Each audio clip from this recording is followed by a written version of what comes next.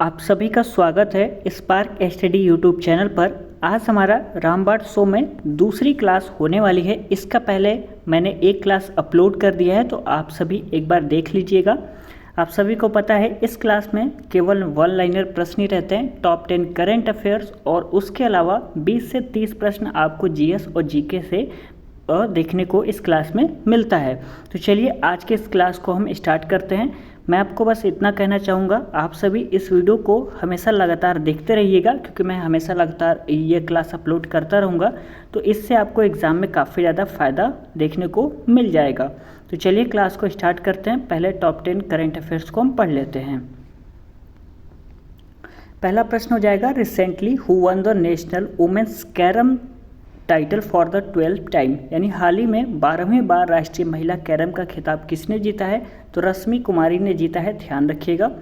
दूसरा प्रश्न कह रहा है, Pompey city recently seen in news is located in which country, किस देश में स्थित है यह पोम्पई जो सिटी है वह किस देश में स्थित है, ये पूछा जा रहा है, तो इटली में यह स्थित हो जाएगा।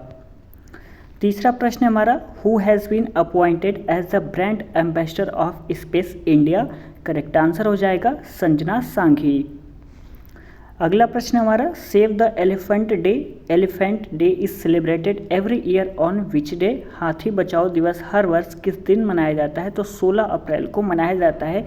Save the elephant day is celebrated every year on which day, तो हो जाएगा आपका 16 अप्रैल को। चलिए अगला क्वेश्चन कह रहा है, recently which country has become the first country to roll out a vaccine for meningitis, हाल ही में कौन सा देश मेनिंजाइटिस के लिए टीका लगाने वाला पहला देश बन गया है? तो वो हो जाएगा नाइजीरिया। अगला प्रश्न है, recently which Indian stadiums become the first BCCI credit venue with a new hybrid pitch, हाल ही में कौन सा भारतीय स्टेडियम नई हाइब्रिड पिच वाला पहला बीसीसीआई मान्यता प्राप्त स्थल बन गया है? तो करेक्ट आंसर यहाँ पे है हिमाचल प्रदेश क्रिकेट एसोसिएशन यानी HPCA स्टेडियम। अगला प्रश्न हमारा, who won the silver medal in Khelo India NTPC national rankings आर की कंपटीशन, खेलो इंडिया NTPC राष्ट्रीय रैंकिंग तीरंदाजी प्रतियोगिता में रजत पदक किसने जीता है? तो शीतल देवी ने जीता है, ध्यान रखिएगा इसको। अगला प्रश्न कह रहा है, Sheikh Ahmad Abdullah Al Ahmad Al Sabah has become the new prime minister of which country, Sheikh Ahmad Abdullah Al Ahmad Al Sabah किस देश के नए प्रधानमंत्री बन गए हैं? तो कुवैत के बन गए हैं। देखिए मैंने हिंदी और इंग्लिश दोनों में टाइप किया हुआ है आपकी सुविधा के लिए, ठीक है, तो आप सभी पढ़ सकते हैं। चलिए आगे देख लेते हैं, प्रश्न क्या कह रहा है, recently the death anniversary of Nandalal Bose was celebrated, which field was he related to, वह किस फील्ड से संबंधित है? तो वो हो जाएंगे पेंटिंग से। Who has been appointed as the secretary of the department of post, डाक विभाग के सचिव के रूप में किसे नियुक्त किया गया है? तो वंदिता कौल को नियुक्त किया गया है, ध्यान रखिएगा इसको। चलिए अब हम one liner GK GS question को डिस्कस कर लेते हैं। आपको आंसर यहाँ पे दिख ही रहा है, तो ज़्यादा देर नहीं लगेगा। शांतिवन किसकी समाधि स्थल है? तो पंडित जवाहरलाल नेहरू की है, ध्यान रखिएगा। प्रश्न कह रहा है, एम्पायर सिटी किसे कहा जाता है? तो जो न्यूयॉर्क है उसे एम्पायर सिटी कहा जाता है। उत्तर प्रदेश में फिल्म सिटी कहाँ पर है? तो नोएडा में है। वैसे फिल्म सिटी मुंबई को कहा जाता है, लेकिन उत्तर प्रदेश में फिल्म सिटी कहाँ पर है? तो नोएडा में है, ध्यान रखिएगा इसको। अगला प्रश्न कह रहा है, बुद्ध महोत्सव कहाँ पर मनाया जाता है? तो यह मनाया जाता है आपका सारनाथ में।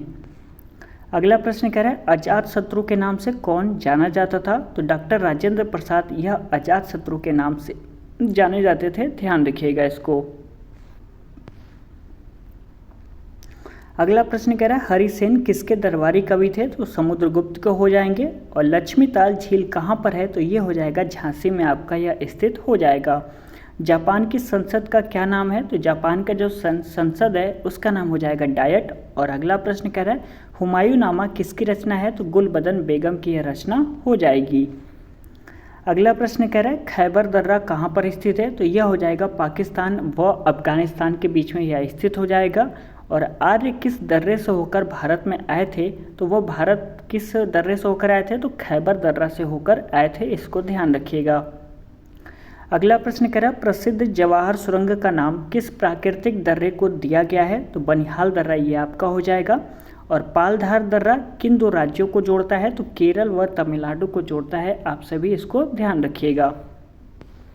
और नाथुला दर्रा भारत को किस देश से जोड़ता है? तो सिक्किम से जोड़ता है। और बोमडिला दर्रा किस राज्य में स्थित है? तो वो हो जाएगा अरुणाचल प्रदेश में स्थित है। जोजिला दर्रा की बात करें तो ये आपका हो जाएगा जम्मू कश्मीर में स्थित हो जाएगा। अगला प्रश्न कह रहा है किस दर्रे से होकर तीर्थयात्री मानसरोवर झील के दर्शन हेतु जाया करते हैं? तो माना दर्रा से होकर ये जाया करते हैं।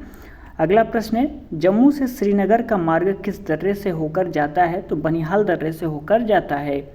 कौन सा दर्रा 2006 में भारत और चीन के व्यापार को बढ़ाने के लिए खोला गया था? तो वो हो जाएगा नाथुला दर्रा।